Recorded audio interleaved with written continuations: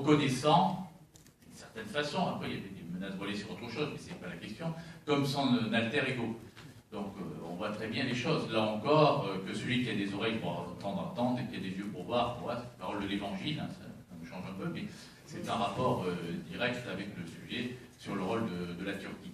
Et sur, j'ai pensé, M. Jérôme avait évoqué ça, la déchéance de nationalité, l'actualité juridique, c'est hier, hein, décision du Conseil constitutionnel, dans le cas d'une question prioritaire de constitutionnalité, on va faire un cours pour le constitutionnel, sur le recours fait par un avocat d'un terroriste franco-marocain, déchéance de nationalité, mais elle existe.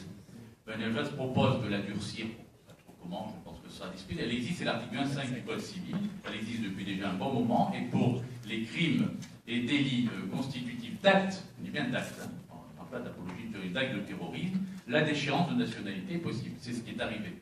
Et le Conseil constitutionnel avait déjà reconnu la validité en 1996, ça ne date pas dire. Hein. Donc là, il n'a fait que rappeler sa jurisprudence antérieure. Il est logique que quelqu'un qui se dresse contre un pays dont il a la nationalité, et se dresse de manière meurtrière, la perde. Il faut quand même savoir, on ne peut pas être à la fois dedans et dehors. À condition, c'est également aussi, que la personne ne soit pas apatride. Il était franco-marocain, il reste marocain. Donc, je pense qu'en allant au Maroc, il y aura quelques ennuis d'ailleurs, si on y envoie, mais ça, c'est pas sûr. La France ne crée pas des apatrides. Ça, c'est complètement exclu, d'ailleurs, ce n'est bien l'idée de personne. Profitez pour faire le point. Peut-être un petit commentaire. Notre pays avait déjà connu des actions terroristes, un certain nombre. Et à ma connaissance, la réaction populaire à laquelle nous avons assisté, à laquelle nous avons souvent participé, elle est sans précédent. Elle est sans précédent, on peut la qualifier d'historique.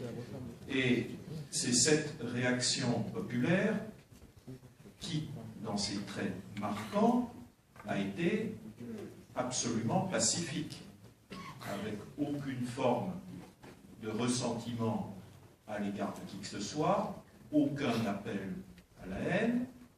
Eh bien, c'est cet événement historique qui, d'une certaine façon, renvoie les débats auxquels le président Ciotti s'est référé, les allers-retours, et qui sont inhérents à la vie démocratique, telles mesures abrogées, etc.